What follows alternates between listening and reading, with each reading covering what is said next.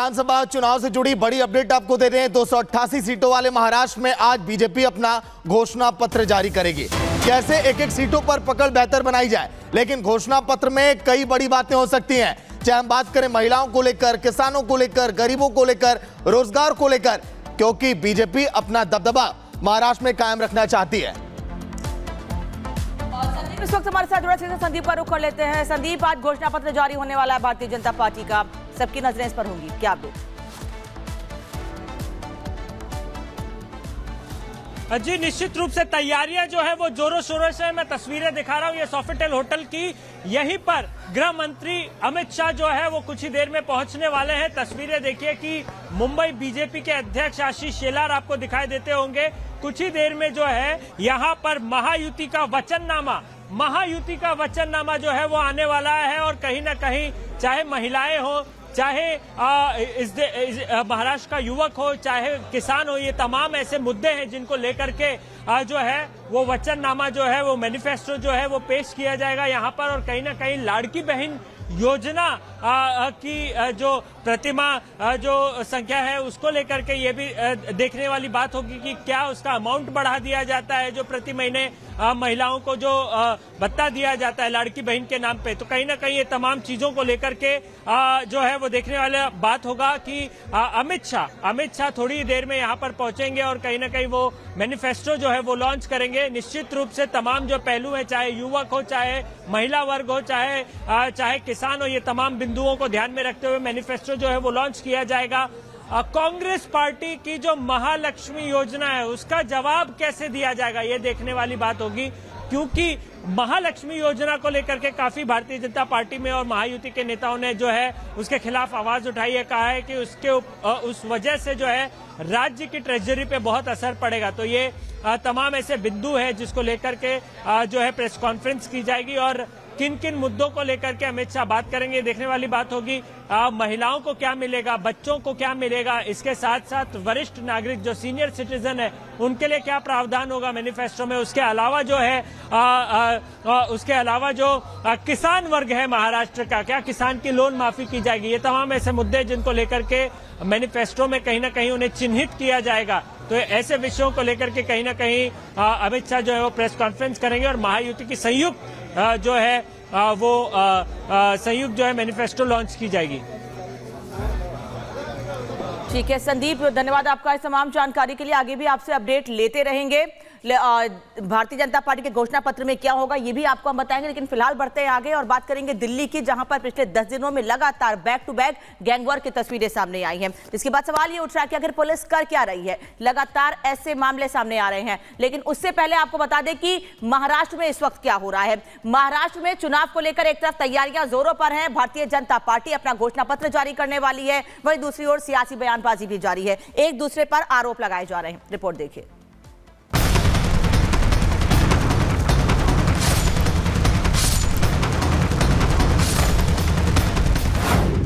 महाराष्ट्र में सियासत आर पार,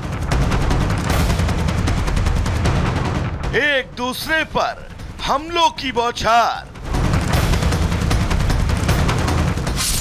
भारी पड़ रही हिंदुओं की हुंकार। मेरी घड़ी में 3 बजने को सिर्फ 15 सेकेंड बाकी हैं। महाराष्ट्र में वोटिंग के दिन को अभी 10 दिन बाकी हैं और 8 दिन में प्रचार प्रसार थम जाएगा। लेकिन इन 8 दिनों में हमले का कोई मौका न महायुति छोड़ने वाली है और न ही महाविकास अघाड़ी। उलेमा बोर्ड की 17 शर्तों के मुद्दे पर महायुति पहले से ही हमलावर है कि इस बीच अकबरुद्दीन ओवैसी ने 15 मिनट वाली बात दोहरा दी। फिर क्या था, इस मुद्दे पर महाराष्ट्र के डिप्टी सीएम ने अकबरुद्दीन को करारा जवाब दिया। सुन लो ओवैसी, छत्रपति संभाजी नगर, किसी का बाप भी पैदा हुआ अब ये नाम नहीं बदल सकता। दरअसल संभाजी की इस जमीन से एक दिन पहले असदुद्दीन ओवैसी के छोटे भाई ने अपना 15 मिनट वाला बयान दोहराया, जिसका जवाब भी छोटे ओवैसी को तुरंत मिल गया। मेरी घड़ी में 3 बजने को सिर्फ 15 सेकेंड बाकी हैं। तो जहां बीजेपी ओवैसी भाइयों के बयान पर हमलावर है, तो महाराष्ट्र नवनिर्माण सेना के प्रमुख राज ठाकरे लाउडस्पीकर को लेकर अपनी नाराजगी जता रहे हैं। उन्होंने कहा कि महाराष्ट्र की मस्जिदों से सभी लाउडस्पीकर हटा दिए जाएं। लोगों के लिए परेशानी पैदा करने वाले लाउडस्पीकर नहीं बजने दिए जाएंगे। अगर वे मंदिर में हैं और 365 दिन बज रहे हैं तो उन्हें भी हटा दिया जाना चाहिए। लेकिन मंदिरों में हर समय लाउडस्पीकर नहीं बजाए जाते। लोग बस मंदिर जाते हैं, भगवान के पैर छूते हैं और 1 मिनट में वापस आ जाते हैं। जब बाला साहब ठाकरे के बेटे मुख्यमंत्री थे तब मैंने लाउडस्पीकर का विरोध किया था। मेरे 17,000 कार्यकर्ताओं पर केस दर्ज किए गए थे। मैंने बस इतना कहा था कि अगर लाउडस्पीकर नहीं हटाए गए तो हम मस्जिदों के सामने हनुमान चालीसा का पाठ करेंगे। लेकिन इस महासंग्राम के एक मोर्चे पर खड़ी कांग्रेस अब तक संविधान के नाम पर ही आरोप लगा रही है। यानी महाराष्ट्र राज्य जितना बड़ा है उसकी कुर्सी की लड़ाई उससे भी कहीं बड़ी। भले ही हरियाणा में जो भी हाल हुआ हो, यहाँ की लड़ाई कोई भी नहीं हारना चाहता। Bureau report, Republic Bharat. तो देश की राजधानी दिल्ली में लगातार देखिए बदमाशों ने इस समय कहर बरपा रखा है। एक बड़ी खबर मुंडका से हम आपको बताएंगे, जहां पर गैंगवॉर की घटना सामने आई है। पुलिस अब पूरे मामले की जांच में जुटी है। दिल्ली के मुंडका मर्डर केस में एक बड़ा खुलासा, फिलहाल मुंडका केस में बड़ा खुलासा, तस्वीरें आपको दिखा रहे हैं। पुलिस लगातार यहां पर जांच में जुटी थी। मुंडका में जो हत्या की देखिए घटना सामने आई थी, गोगी गैंग का सदस्य यहां पर शामिल था। पुलिस में को गैंगवॉर में मर्डर की आशंका थी और फिलहाल इसमें अब बड़ा खुलासा हुआ है। लगातार देश की राजधानी दिल्ली में जिस तरह से बदमाशों ने इस समय आतंक फैला रखा है, लगातार घटनाएं सामने आ रही, उसी पर यह बड़ा एक्शन। और गणेश इस वक्त हमारे साथ सीधे दिल्ली से जुड़ रहे हैं।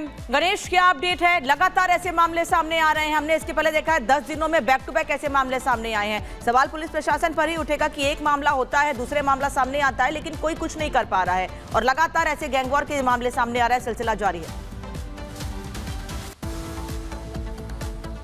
देखिए, दिल्ली में इस समय जो कानून व्यवस्था है चिंताजनक है। जो सत्ता पक्ष है वो दो केंद्र की सत्ता पर काबिज, जो बीजेपी उस पर भी सवाल निशान खड़ा कर रही है। तो उधर अगर मैं बात करूं तो फिलहाल जो शख्स पे यहाँ पर मुंडका में जो फायरिंग की घटना हुई, करीब बताया जा रहा है कि 6 राउंड वहां पर फायरिंग हुई है। उस पूरे घटना में अमित नाम के शख्स की हत्या हो गई है और तमाम जिस तरीके से देखिए अब पुलिस इस पूरे घटनाक्रम में आसपास के CCTV कैमरे को खंगाल रही है। और बताया जा रहा है जिस तरीके से जिसकी हत्या हुई अमित, ये पहले जेल के अंदर बंद था, हाल ही में छूट कर आया है और ये गोगी गैंग का सदस्य बताया जा रहा है। जो कहा जा रहा है कि जो उसका विपक्षी गैंग है उसके जरिए इस पूरी घटना को अंजाम दिया गया। लेकिन पुलिस हर एंगल को तफ्तीश कर रही है, जांच कर रही है और फिलहाल अभी हर कारण को पता कर रही है। साथ ही जो आसपास के CCTV कैमरे हैं उनको भी पुलिस खंगाल रही है कि कौन हो सकता है, कहां से हुआ पूरी घटना को अंजाम दिया और किस तरीके से इस घटना को अंजाम दिया गया है। जी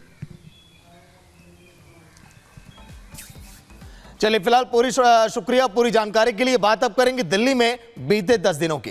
बीते 10 दिनों के ग्राफ को अगर आप देखेंगे तो लगातार अपराध की घटनाओं में बढ़ोतरी सामने आई है।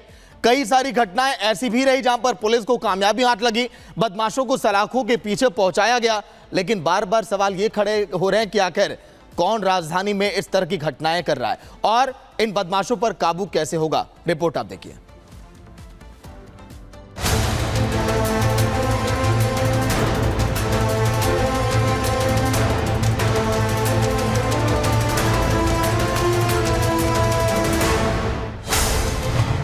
दिल्ली को दहलाने वाले कौन?